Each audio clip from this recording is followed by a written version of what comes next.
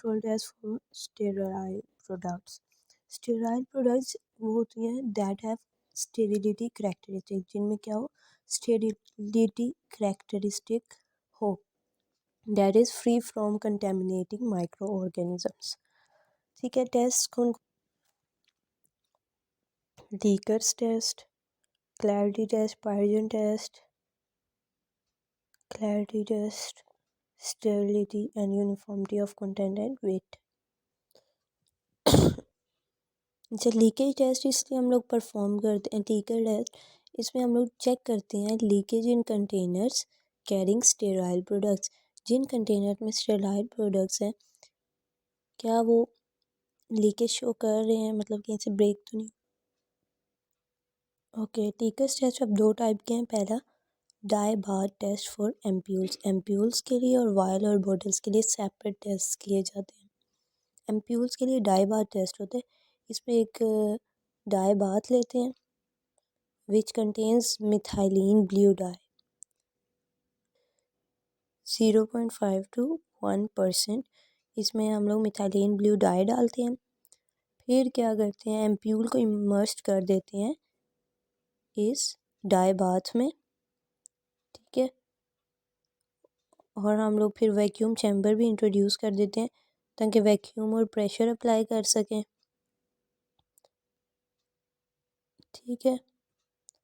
तो क्या होता है, डाई ना पेनिट्रेट करने लग जाता है इनटू द एम्प्यूल्स, अगर उसमें सुराख है, ठीक है। तो from a narrow opening into the, from this die जो है इस बात से एम्प्यूल के अंदर जाना शुरू कर देता है फ्रॉम अ नैरो ओपनिंग, अगर वहाँ पे ओपनिंग है, या कैपिलरी एक्शन के ज़रिए।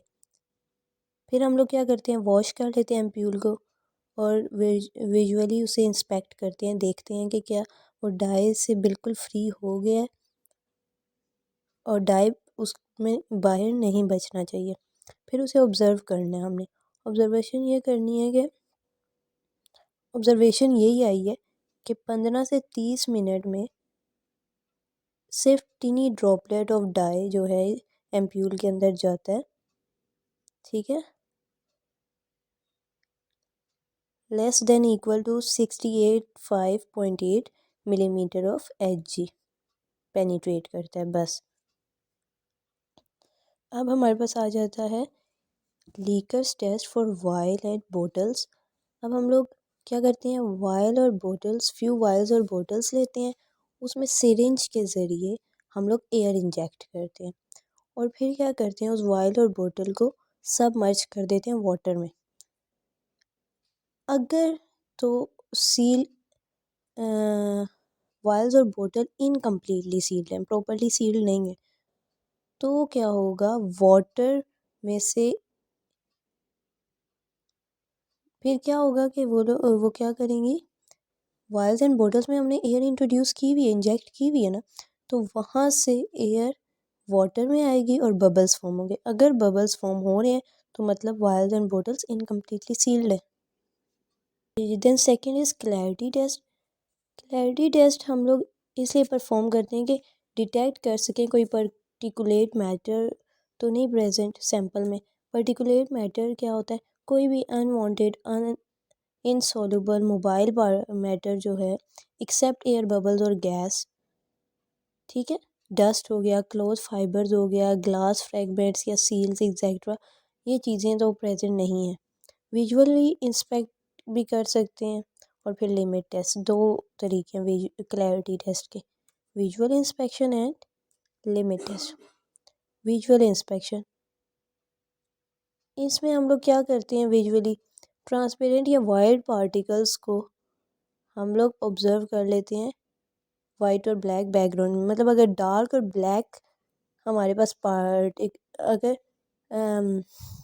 कोई भी सैंपल है, अगर उसमें डार्क और ब्लैक पार्टिकल्स होंगे, अगर हम उसे वाइट बैकग्राउंड पे देखेंगे तो वो क्लियरली हमें नज़र आ जाएंगे। और अगर वाइट पार्टिकल्स हैं तो उन्हें हम लोग डार्क या फिर ब्लैक बैकग्राउंड पे देखेंगे, विजुअली इंस्पेक्ट करेंगे।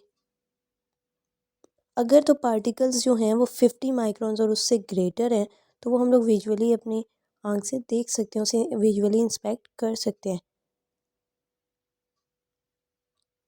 बस अगर ये विजुअली फ्री है matter from this visible particulates तो टेस्ट पास हो जाता है। Now second is limit test. Limit test में भी काफ़ी टाइप्स हैं। Number 1 is HAIC, high accuracy counter. ये क्या करता है, डिटेक्ट करता है स्कैटरिंग ऑफ लाइट या फिर ऑब्स्ट्रक्शन ऑफ लाइट। अगर कोई प्रेजेंस होगा पार्टिकुलेट तो फिर ऑब्स्ट्रक्शन ऑफ लाइट होगी, ठीक है। और अगर कोई भी प्रेजेंट नहीं होगा तो लाइट स्कैटर कर जाएगी। नंबर 1, हम intensity of light source, high intensity light source use करते हैं, लेज़र वगैरह हो गई, ताकि पार्टिकल को इल्यूमिनेट कर दे। वो जब वो डिटेक्शन चैम्बर में से पास कर रहा है तो इल्यूमिनेट हो जाएगा, तो फिर हम लोग इजीली इसे डिटेक्ट कर सकते हैं, ठीक है। जब वो डिटेक्टेड हुआ है हम लोग लाइट डिटेक्ट करते हैं ताकि पार्टिकल्स को क्या कर सकें, काउंट। क्योंकि इस मेथड का ना high accuracy counter, intensity counter, high accuracy intensity counter, ठीक है। पार्टिकल्स को काउंट कर सके हाई इंटेंसिटी की लाइट यूज़ करते हुए। और अब इसके बीपी के अकॉर्डिंग कुछ लिमिट्स हैं, ठीक है। वो क्या है, स्मॉल वॉल्यूम पेरेंटल्स जो हैं उनकी स्पेसिफाइड नहीं है, लेकिन लार्ज वॉल्यूम्स पेरेंटल्स की जो है, जो कि ग्रेटर देन 100 ml, इसमें particles should be less than और इक्वल टू 2 माइक्रोन्स होने चाहिए, ठीक है। से लेकर लेस देन इक्वल टू 5 तक हो सकते हैं, ठीक। और ये रेंज है इसकी, नॉट मोर देन 100 ml,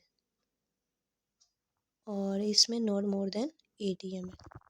फिर आ जाता है लिमिट टेस्ट का दूसरा, HIAC था पहला, अब दूसरा आ गया काउंटर।